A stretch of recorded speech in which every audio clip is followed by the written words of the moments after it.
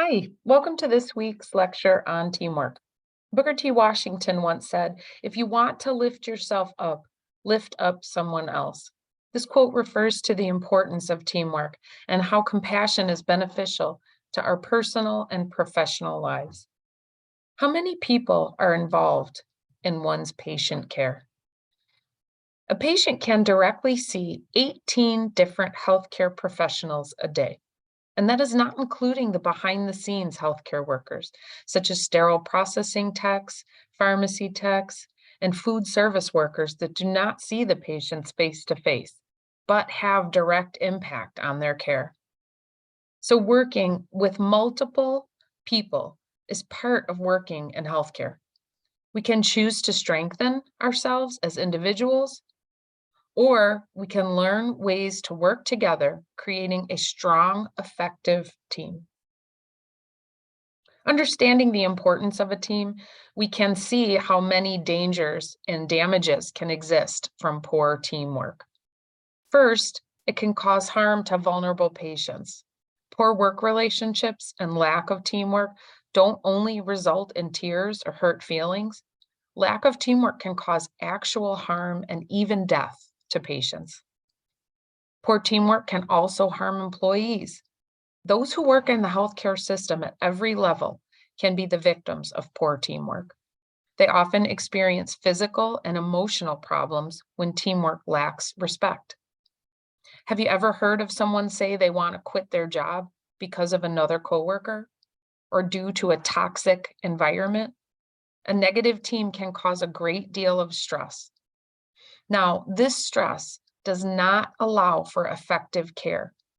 Let's think about our discussion on choosing the right stress response. We discussed how you can choose the challenge response when faced with difficulty. However, when people are on the receiving end of abusive, uncivil comments or an attack of their knowledge and skill or commitment to the patient, the stress response will often be fight or flight. No matter how mindful you may be, abusive confrontation will trigger a fight or flight response. And we know what happens to our bodies during fight or flight. It may make it difficult or even impossible for people to fully unwind and come back to give their full attention to the care of the patient. Research on how the brain works has focused on what is called negativity bias. This is when the brain holds on to negative experiences far more than positive ones. Think about it.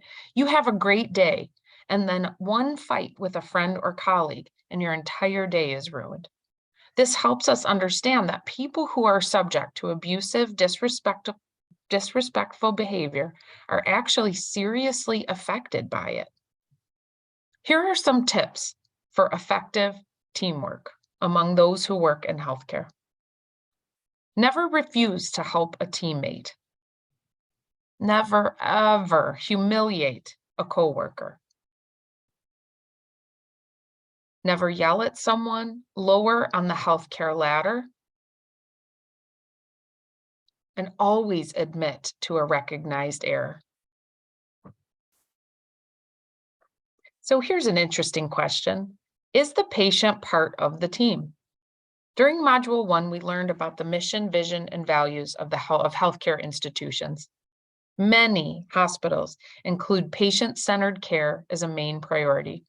So, if the patient is at the center of the care, that means that they are at the center of the decisions, which also means the patient is absolutely a member of the team. Think about our last module on equitable patient care. We talked about respecting a patient's values and working to meet their individual needs. The only way to assure we are meeting the needs of the patient is to treat them as a member of the team.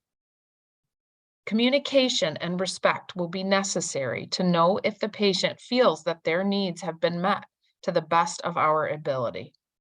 When speaking to patients, keep in mind, most patients do not have formal education in medicine, nursing, or other health professions. And the average American reads at a 5th grade level. So understanding detailed medical language may be difficult and will cause confusion with their plan of care. Even highly educated patients will often not speak up to ask a question for fear of being labeled difficult.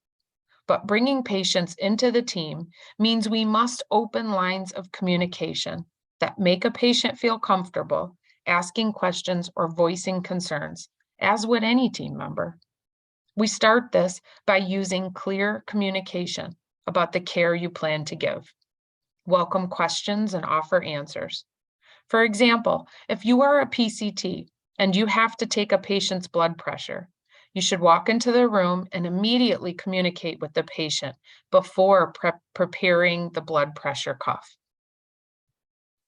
When discussing patient care with other professionals in a patient room, make sure you are talking to the patient and not to one another about the patient.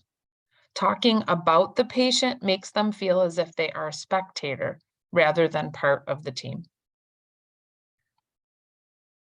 Psychological safety. An effective team creates an environment that allows every member to speak up with questions or concerns. This is called psychological safety. There has been interesting research done about psychological safety in healthcare. It has been found that 20% of US healthcare workers are hesitant to speak up about patient safety. Another study showed an even higher percentage with team members who reported seeing the same mistakes happening over and over again with no way to discuss and resolve them. In order to create a strong team, we must assure every healthcare worker feels safe enough to speak up when needed. Healthcare, like many industries, has a hierarchy system based on education and experience. This system has entry-level skilled workers at the bottom, mid-level professionals in the middle, and continues to the physician at the top.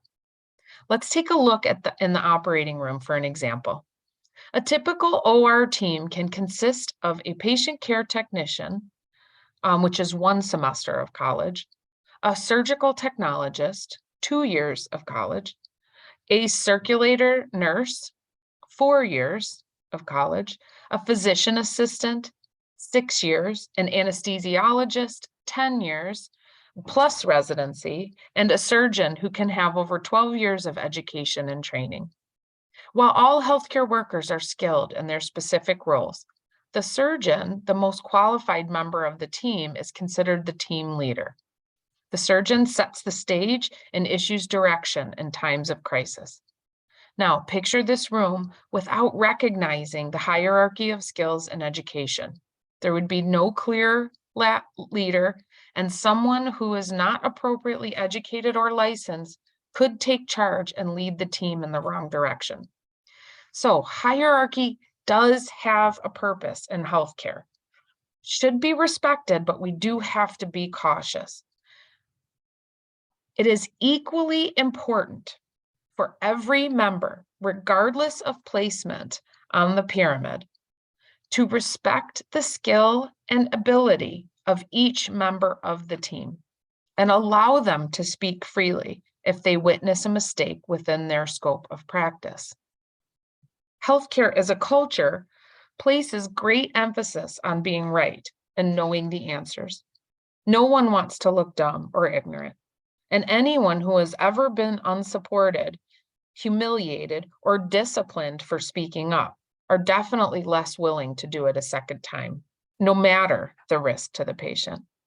This means that healthcare leaders must set a positive tone that invites team members into the conversation so that they feel comfortable sharing their concerns and ideas. It is also reinforced when those leaders publicly stand up for staff who challenge those higher up the ladder.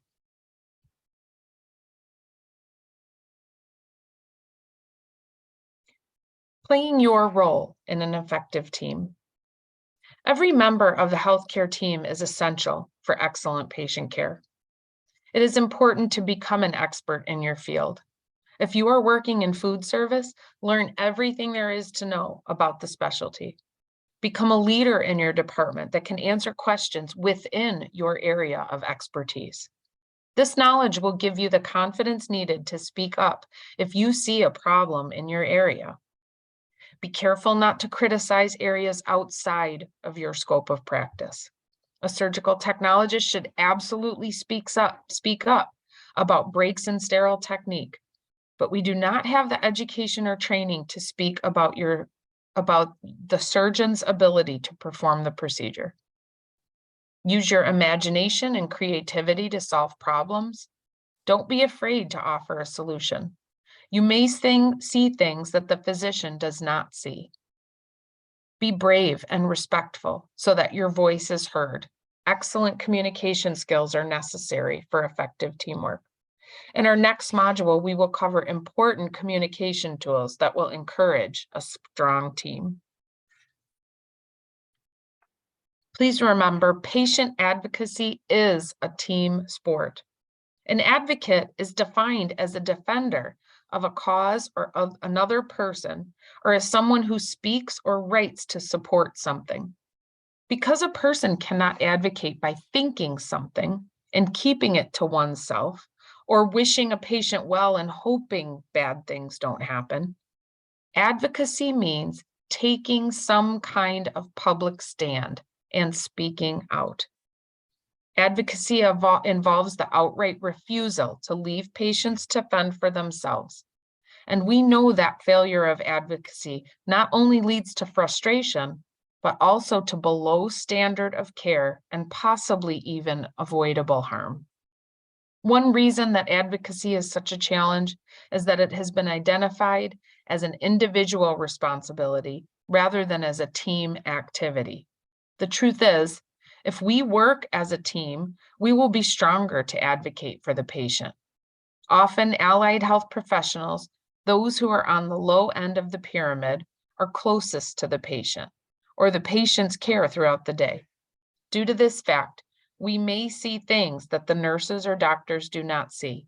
It is important we have the confidence necessary to speak up when observing a problem and always be first to be a patient advocate.